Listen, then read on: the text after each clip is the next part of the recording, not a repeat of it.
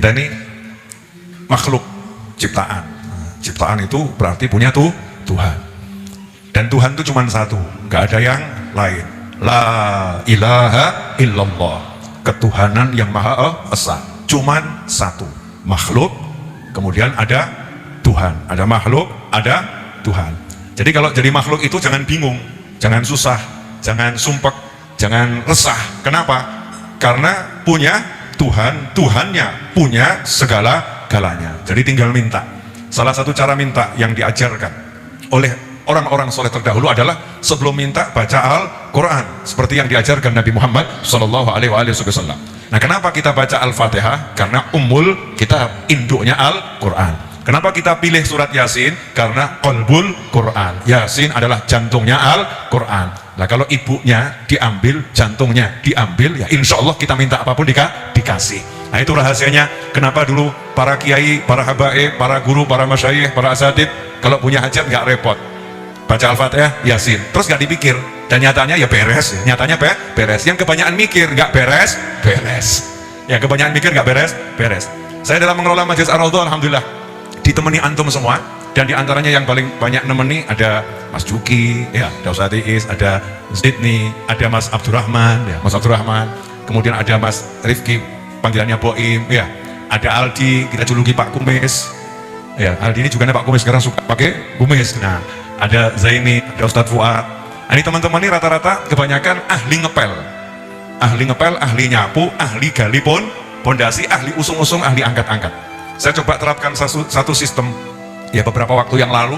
Coba kita apalkan Aqidatul Awam, karena ada jaminan insya Allah berdasarkan mimpinya orang soleh, mimpi bertemu Nabi Muhammad SAW, diajarkan Aqidatul Awam. Di situ dikatakan siapa yang hafal Aqidatul Awam maka dia dijamin masuk surga. Jangan kamu pikir kok enak ya, kok mudah ya. Jawaban saya, kalau ada yang enak kok pilih yang ruwet ya. Ya, kalau ada yang enak ambil, yang enak-enak ambil. Nanti kalau udah kita praktekkan kan kita tahu. Ya, kita tahu kenapa dijamin masuk surga. Makanya teman-teman saya di Majelis Ar-Raudhah, saya bekali dengan menghafalkan Aqidatul Awam. Ya, insya Allah bisa menjadi salah satu sangu untuk ke surga. Karena kalau mau disuruh ngapalkan Al-Quran 30 juz kan butuh waktu yang sangat lama. Ya, dikit-dikit. Nanti jalannya sampai ke sana. Pertanyaan. Ini teman-teman saya ini bukan santri yang duduk ngaji, bukan. Tapi santri bagian ngepel. Maka kalau ada orang mengatakan saya tidak bisa, ya itu salah. Yang ada saya tidak mau. Siapa mau, maka nanti dijadikan sama Allah bisa. Maka mulai dengan kata mau dulu. Karena itulah sepertiga akhir malam, Allah itu nawari nggak pakai syarat. Ya, sepertiga akhir malam itu kan Allah kan turun ke langit dunia dalam arti rahmatnya Allah, ampunannya Allah, karunia Allah itu mendatangi hamba-hambanya. Nggak pakai syarat. Allah cuma nanya siapa yang mau. Ya, siapa yang mau minta ampun saya ampuni. Siapa yang mau tobat saya terima tobatnya. Siapa yang mau punya hajat apapun ngomong saya kasih. Cuman jawabannya apa? Saya mau. Nah, zaman sekarang ini ada orang ditawari macam-macam, nggak ngomong mau tapi kakek mikir. Saya nggak bisa, saya nggak mampu, saya. Begitu dia bilang saya, maka yang maha kuasa murka. Begitu dia bilang saya, maka yang maha kuasa murka. Kenapa? Kesombonganmu tiada tara. Engkau katakan saya, tanda engkau bisa, sementara semua ada dalam kuasaku semata-mata. Nggak ada yang berkuasa di jagat raya selain aku, Allah Ta'ala. Paham semuanya? Siapa yang mau menghafalkan Al-Quran? Saya mau. Jangan ngomong mosok topik saya bisa. Jangan. Lihat nih Gus Karim, walaupun beliau ini lebih muda dari saya, nggak pernah disebut kiai kecuali panggilan undangan kiai haji, ya, tapi selalu sebutannya Gus Karim. Beliau begini-begini, Masya Allah, 13 bersaudara atau berapa Gus? 14 bersaudara yang hafal Al-Quran 10, 14 bersaudara 10 hafal Al-Quran. Masya Allah ya. Kamu cuma 2 bersaudara gak hafal-hafal. Kemudian beliau Masya Allah bangun pondok, ya, pondoknya ada yang hafal Al-Quran, ada yang hafal kitab dan lain sebagainya, ngasih manfaat.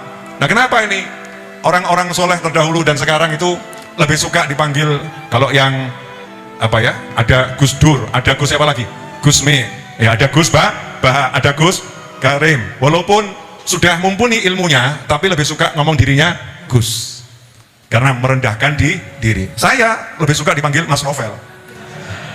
Cuman kan udah terlanjur awakmu gitu, mbok tua-tua aku. Beb kan saya jadinya tua. Di mana-mana saya Mas Novel. Saya kemarin cukup bangga ketika di pesawat manggil itu ada yang manggil, ya biasanya kan Pak, itu ada yang manggil, silahkan duduk, Kak, Masya Allah.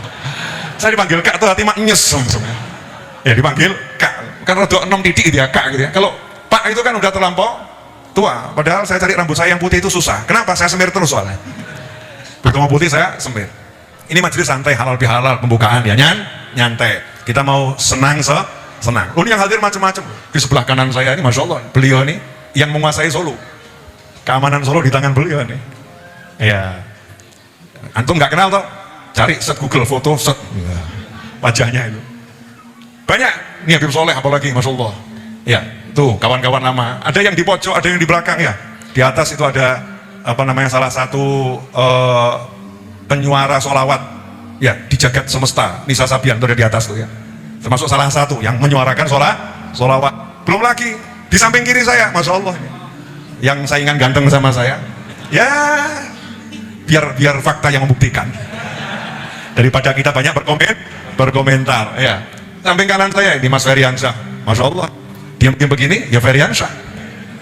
Di sebelah kanan saya, di belakang saya ada Mas Budi, nggak mungkin kenal, nggak terkenal emang ya Mas Budi, sahabat saya. Ini ada Ayus nih, juga ada Ayus di belakang sini. Macam-macam banyak nih teman kumpul. Nggak ada di Indonesia judulnya haram biharam, saya nggak ketemu. Di Indonesia itu gak ada haram biharam, yang ada halal bihalal, karena kamu gak pernah haram buat aku ya. Tapi kamu jangan ngomong gitu sama perempuan ya. Wah, lain urusannya, halalkan dulu ya, halalkan dulu. Artinya ketemu satu dengan yang lain tuh halal, gak ada dosa, gak ada benci, gak ada permusuhan, zero, gak pernah ada angka 1, 2, gak ada, 0 terus. Ya gak punya salah. Itulah Indonesia, menyenangkan.